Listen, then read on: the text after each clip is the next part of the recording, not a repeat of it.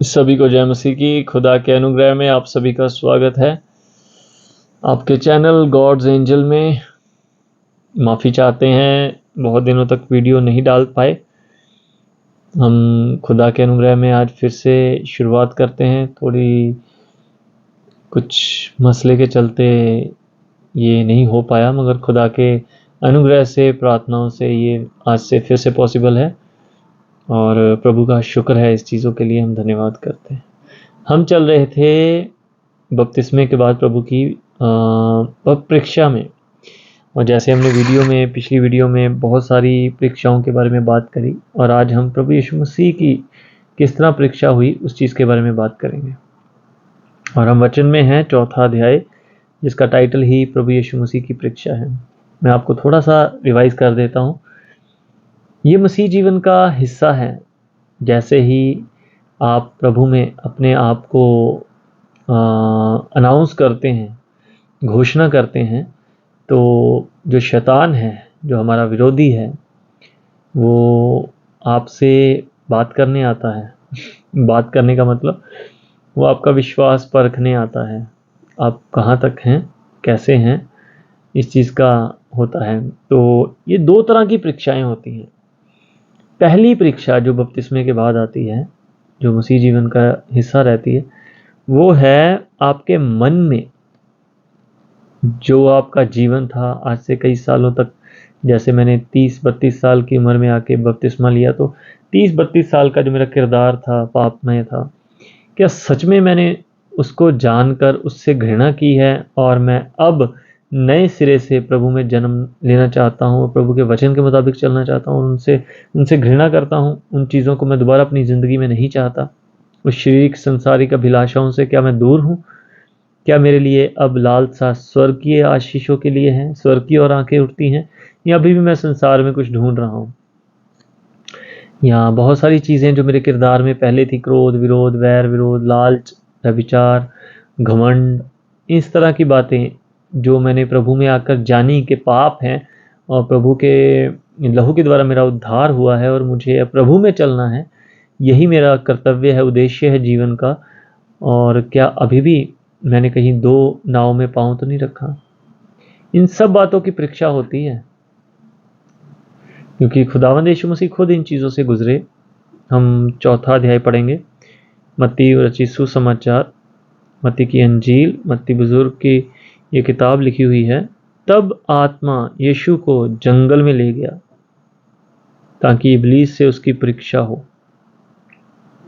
जंगल में, जंगल, आपका मन, जो आपका मन है ना, वो जंगल है। वहाँ बहुत सारे खूंखार जानवर बैठे हुए हैं। क्रोध का, विरोध का, ढा का, लालच का, घमंड का सबसे बड़ा, और व्यभिचार का उससे भी बड़ा, क्रोध का उससे भी बड़ा। ऐसे ऐसे जानवर बैठे हुए हैं। झाड़ियाँ हैं, पेड़ हैं, जो भूल भुलैया का काम करते हैं। ऐसे विचार, ऐसी धारणाएं, ऐसे बंधन, ऐसी सोच और विचार जो आपको बस घुमाते रहते हैं। कोई मंजिल नहीं है, कोई ठिकाना नहीं है, बस उसमें हम उलझे रहते हैं चीज़ों में। तो ये सारा या जो है वो एक जंगल को दर्शाते हैं जो हमारे मन के अंदर होता है।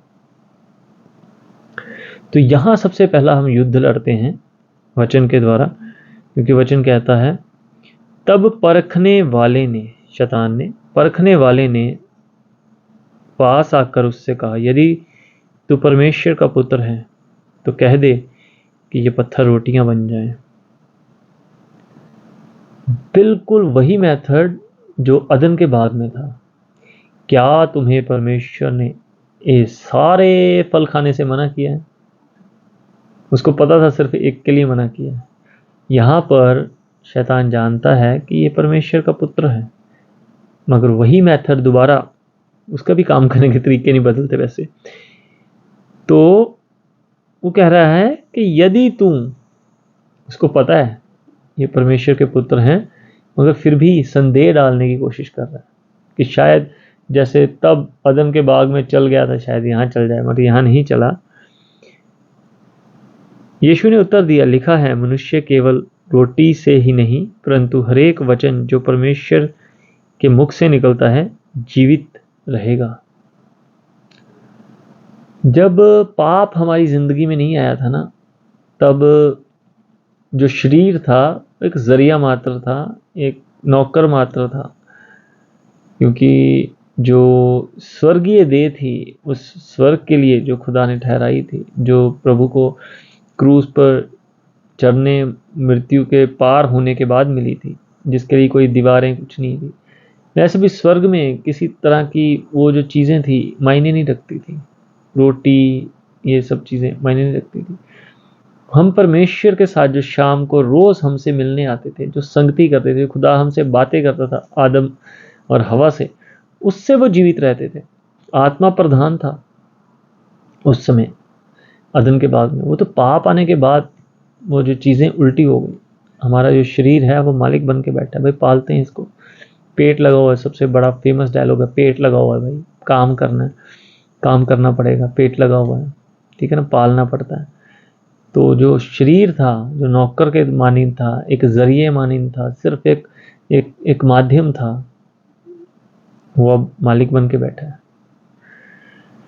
सो परमेश्वर अपने उसी चीज़ों को, वो जो स्वर्ग की हैं, उन चीज़ों को बता रहे हैं यहाँ कि परमेश्वर इंसान सिर्फ रोटी से ही नहीं, रोटी ज़रूरी है, सिर्फ रोटी से ही नहीं, मगर सबसे ज़रूरी क्या है, परमेश्वर के वचन से जीवित रहेगा अनंत काल तक। क्योंकि रोटी कितनी भी खा लो, एक ना एक दिन तो हमें मर ही जाना है।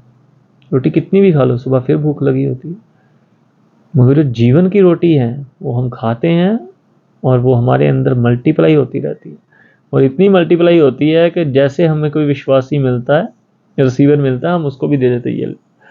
ये प्रकाशन है, ये वचन है, इसने मेरे जीवन में बहुत तृप्ति दी है, मेरे को बहुत ताकत दी है, इसको खाने के बाद मेरे जीवन में बहुत सामर्थ्य आई है प्रभु के, तो तुम भी खाओ और आप भी सामर्थ्य बन जाओ। संसारिक रोटी हम दे के राजी नहीं अगर हमारे पास एक ही है तो, या फिर कैसे भी है, मगर नहीं।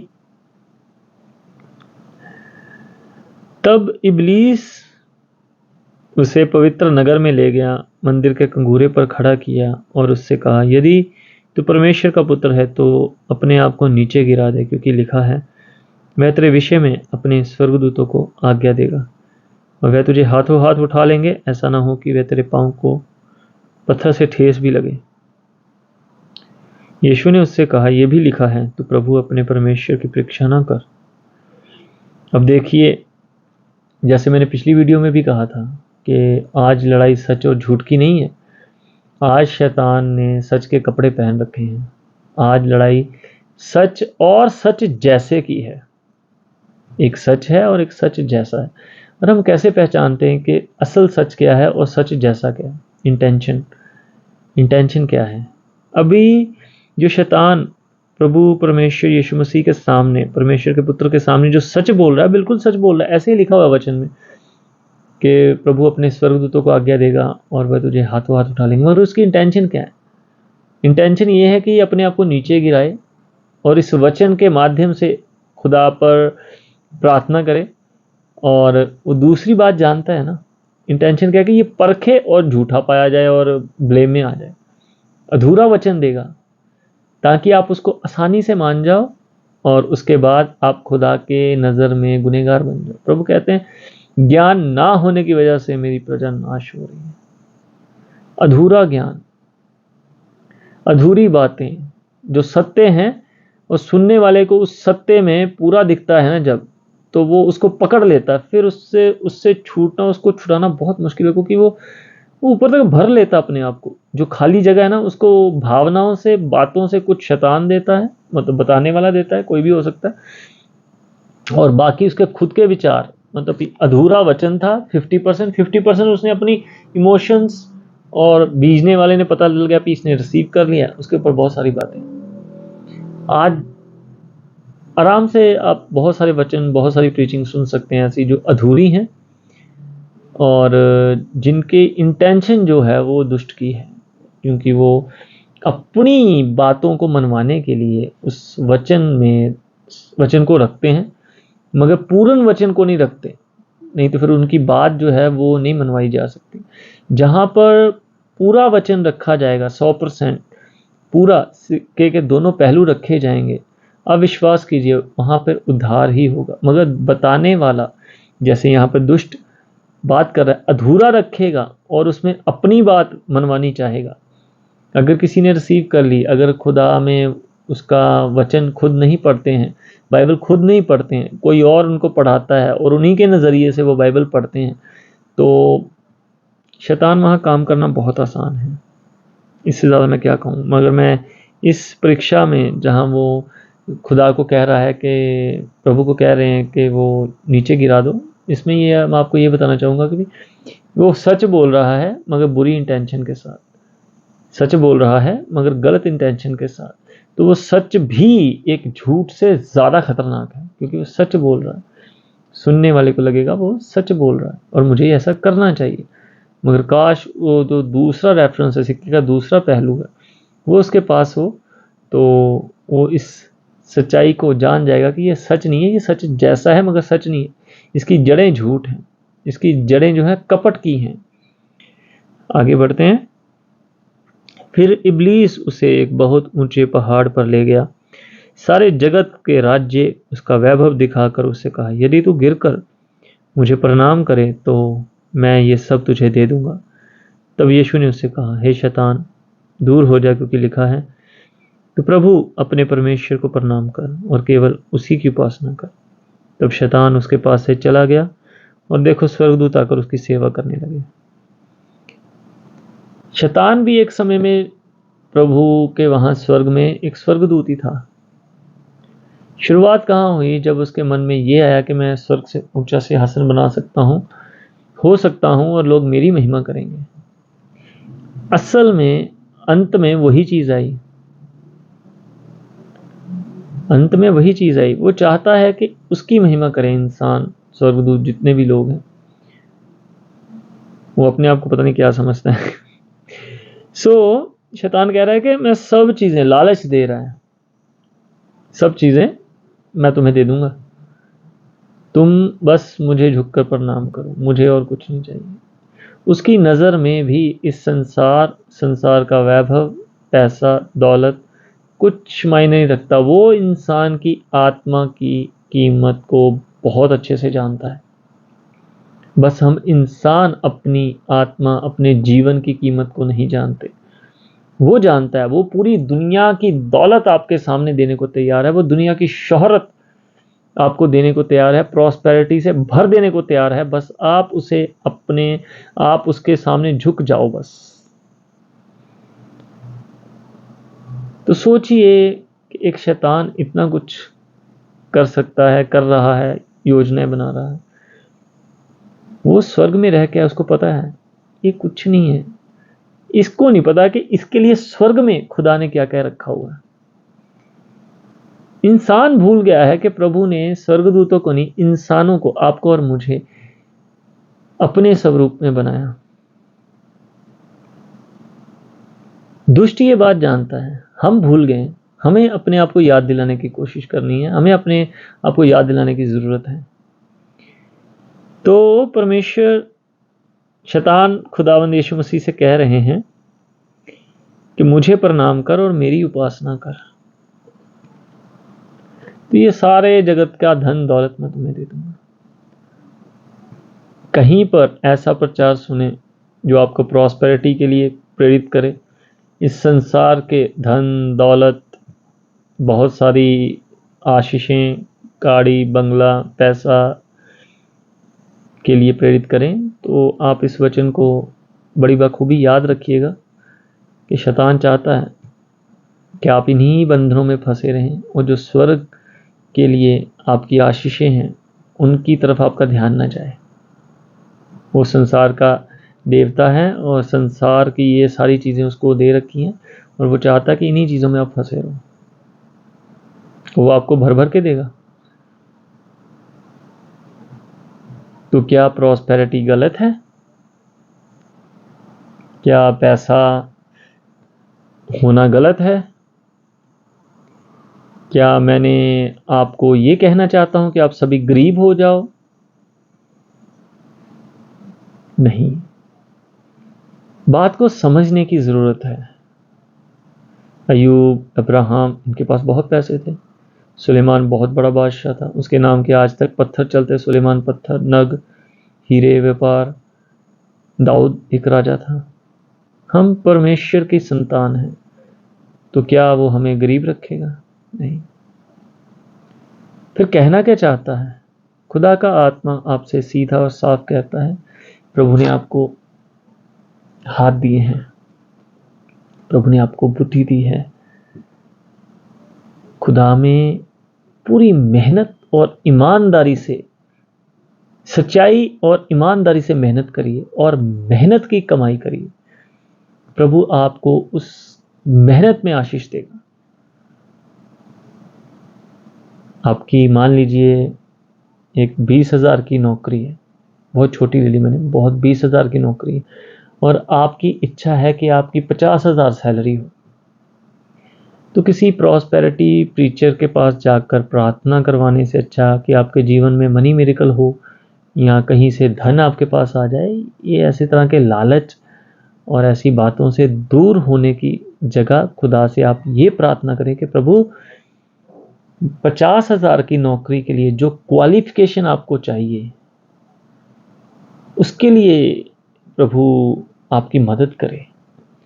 पढ़ाई में आजकल ओपन बोर्ड्स हैं, ओपन एग्ज़ाम हो जाते हैं, ओपन यूनिवर्सिटीज़ हैं, आप काम करते करते पढ़ाई कर सकते हैं।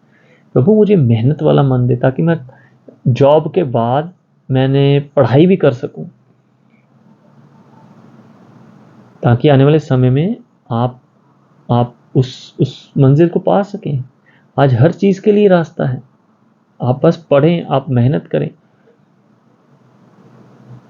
प्रभु पे भरोसा रखें। खुदा जो हिम्मती होते हैं, दाऊद की तरह, शाऊल की तरह अंदर बैठ के नहीं, कि अंदर ही बैठ के मैं अभी प्रभु को पुकारूंगा और ये दाऊद ऐसे ही चला चला जाएगा। वो बच्चे दाऊद की तरह मैदान में खड़ा होके हिम्मत करके आगे बढ़ने वाले।